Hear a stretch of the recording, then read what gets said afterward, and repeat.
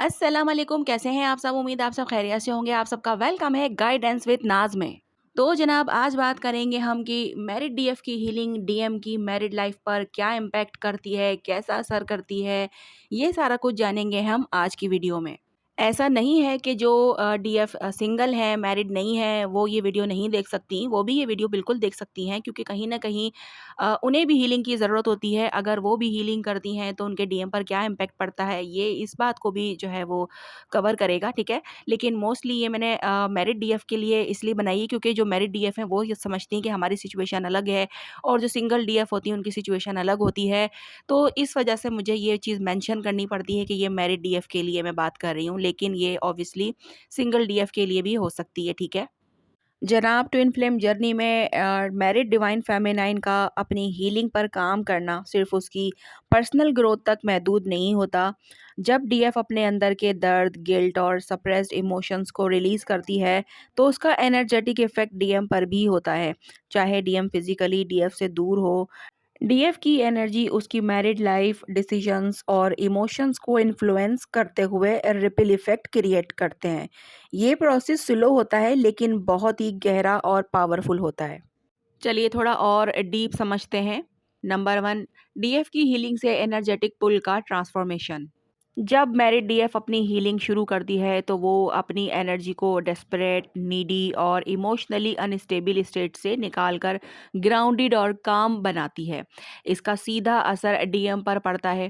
पहले DM unconscious या guilt based attraction महसूस करता था, लेकिन अब डीएफ के इमोशनल बैलेंस के साथ डीएम का इनर रिफ्लेक्शन और सेल्फ अवेयरनेस एक्टिव होती है। डीएम अपने अंदर के कन्फ्यूजन, गिल्ट और रिस्पॉन्सिबिलिटीज़ पर सोचने लगता है। ये एनर्जेटिक पुल के ट्रांसफॉर्मेशन से डीएम का फोकस अपनी मैरिड लाइफ के डायनामिक्स पर शिफ्ट होता है। उसकी फीलिंग्स सिर्फ डीएफ के लिए नहीं बल्कि अपनी ज़िंदगी के लिए भी क्लियर होने लगती हैं। नंबर टू, डीएम के घर का इमोशनल इम्बैलेंस सरफेस होता है। यानी कि डीएफ की हीलिंग के ज़रिए वो अपनी एक्सपेक्टेशंस, डिपेंडेंसी और इमोशनल ट्रिगर रिलीज़ कर देती है। इससे डीएम के घर में छुपा हुआ इमोशनल इम्बैलेंस खुल के सामने आता है। डीएम को पहले जो अपने घर के रिश्तों के अंदर डिससैटिस्फैक्शन या इमोशनल डिस्कनेक्टेड महसूस नहीं होता था, अब वो बहुत क्लियरली समझता है। ये इम्बैलेंस कभी आर्ग्यूमेंट्स, कभी साइलेंस और कभी टेंशन की फॉर्म में दिखाई देता है। ये प्रोसेस पेनफुल लग सकता है, लेकिन ये डीएम को अपनी मैरिड लाइफ के रियलिटी से फेस करने और ग्रोथ का चांस देती है। नंबर थ्री, डीएफ की बाउंड्रीज डीएम के गिल्ट और सेल्फ क्वेश्चनिंग को ट्रिगर करती है। यानी कि जब मैरिड डीएफ अपनी हीलिंग के बाद स्ट्रॉन्ग इमोशनल बाउंड्रीज सेट करती है, जैसे कि चेजिंग ना करना, इमोशनल ब्लैकमेल से बचना और अपनी पीस को प्रोटेक्ट करना, तो डीएम के अंदर गिल्ट और रिस्पॉन्सिबिलिटी का प्रेशर एक्टिव हो जाता है। पहले डीएफ की अवेलेबिलिटी डीएम के लिए कंफर्ट और इमोशनल रिलीफ का सोर्स होती थी, ठीक है? अब जब डीएफ अपनी एनर्जी स्टेबल कर लेती है तो डीएम को रियलाइज होता है कि उसकी चॉइसेस और डिसीजंस का वेट कितना ज़्यादा है। इससे डीएम के अंदर रेस्टलेसनेस और सेल्फ क्वेश्चनिंग बढ़ जाती है कि क्या मैं सच में खुश हूँ? क्या मैं सिर्फ ड्यूटी निभा रहा हूँ? इस तरह की चीज़ें वो सोचने लगता है। नंबर फोर, डीएम की मैरिड लाइफ में इमोशनल रेस्टलेसनेस का बढ़ जाना। यानी कि डीएफ की हीलिंग के बाद डीएम को अपनी मैरिड लाइफ का प्रेशर और ज़्यादा फील होता है। पहले वो डीएफ की एनर्जी से इमोशनल रिलीफ या टेम्परेरी एस्केप लेता था, लेकिन अब जब डीएफ की एनर्जी बैलेंस हो जाती है तो डीएम को अपनी मटेरियल रियलिटी और रिस्पॉन्सिबिलिटीज़ का फुल वेट समझ आता है।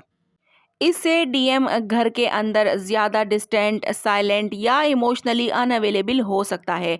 कभी-कभी वो अपने काम में और ज़्यादा डूब जाता है या उसके अंदर इंटरनल स्ट्रगल और टेंशन बढ़ जाती है। नंबर फाइव, डीएफ की सेल्फ वर्थ डीएम के डिसीजंस मेकिंग को ट्रिगर करती है। यानी कि हीलिंग के बाद डीएफ अपनी सेल्फ वर्थ और डिग्निटी को क्लियर आइडेंटिफाई करती है। ये अवेयरनेस डीएम को इंटरनली क्वेश्चन करने पर मजबूर करती है। डीएम अपनी चॉइसेस, अपनी प्रायोरिटीज़ और अपनी मैरिड लाइफ का रिफ्लेक्शन करने लगता है। ये रिफ्लेक्शन कभी अनकंफर्टेबल होता है, लेकिन डीएम को अपनी लाइफ को ऑनेस्टली फेस करने और इवॉल्व करने का चांस भी देता है। Number six, emotional mirroring process activate हो जाता है। यानी कि ट्विन फ्लेम डायनामिक में मिररिंग बहुत स्ट्रांग होती है। डीएफ जब अपना इमोशनल पेन रिलीज करती है तो डीएम के अंदर जो सप्रेस्ड इमोशंस, फियर्स और पास्ट ट्रॉमास होते हैं वो भी सरफेस पर आने लगते हैं। ये प्रोसेस साइलेंट होता है लेकिन डीएम के बिहेवियर और एनर्जी को डीपली इफेक्ट करता है। नंबर 7, डीएम के बिहेवियर में चेंजेस। यानी कि डीएफ की हीलिंग के इफेक्ट से डीएम के बिहेवियर घर के अंदर और सोशल लाइफ में चेंज हो जाता है। कुछ डीएम ज़्यादा क्वाइट हो जाते हैं, काम या हॉबीज़ में ज़्यादा टाइम स्पेंड करते हैं, इमोशनल डिटैचमेंट दिखाते हैं, कभी सडन इरिटेबिलिटी या ओवर थिंकिंग भी हो सकती है। ये सब डीएफ की एनर्जी के इन्फ्लुएंस से डीएम के अंदर इंटरनल प्रोसेसिंग और कार्मिक बैलेंस का साइन है, ठीक है। नंबर 8, डीएफ की डिटैचमेंट डीएम को अपनी सच्चाई के करीब ले आती है। हीलिंग के बाद डीएफ का डिटैचमेंट कोल्डनेस नहीं होता बल्कि क्लैरिटी और इमोशनल इंडिपेंडेंस होती है। ये क्लैरिटी डीएम को भी अपनी रियलिटी और ट्रुथ के करीब ले आती है। डीएम को समझ आता है कि डीएफ उसके लिए एक मिरर है जो उसकी लाइफ का सच दिखाती है। ये रियलाइजेशन डीएम की मैरिड लाइफ के कंफर्ट जोन को चैलेंज करती है और ग्रोथ को स्टिमुलेट करती है। नंबर 9, डीएम को डिसीजंस का प्रेशर महसूस होता है। यानी कि जब डीएफ हील्ड और इमोशनली बैलेंस्ड हो जाती है तो डीएम पर डिसीजन मेकिंग का प्रेशर आता है। अब वो सिर्फ डिले नहीं कर सकता, यूनिवर्स या एनर्जेटिक कोड के ज़रिए डीएम को समझ आता है कि या तो वो अपनी मैरिड लाइफ को ऑनेस्टली इम्प्रूव करे या अपनी फीलिंग्स और ट्रुथ का सामना करे।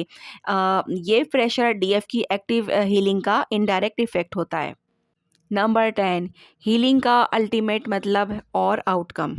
यानी कि डीएफ की हीलिंग का मतलब रिश्ता तोड़ना या डीएम को फोर्स करना नहीं होता। इसका मतलब होता है इल्यूजन का ख़त्म और सच्चाई का सामना।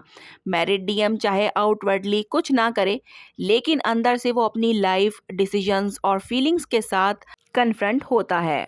आउटकम अलग हो सकता है, जैसे कि क्लैरिटी, मैच्योरिटी, इमोशनल बैलेंस या फिर फ्यूचर यूनियन। लेकिन सबका गोल सोल ग्रोथ और ट्रुथ का सामना करने के लिए होता है। ठीक है, तो बात आई समझ में। मैरिड डीएफ की हीलिंग एक साइलेंट लेकिन पावरफुल प्रोसेस है जो डीएम की मैरिड लाइफ को डीपली इम्पैक्ट करती है। ये इम्पैक्ट एनर्जी, गिल्ट, रिफ्लेक्शन और डिसीजन मेकिंग के जरिए होता है।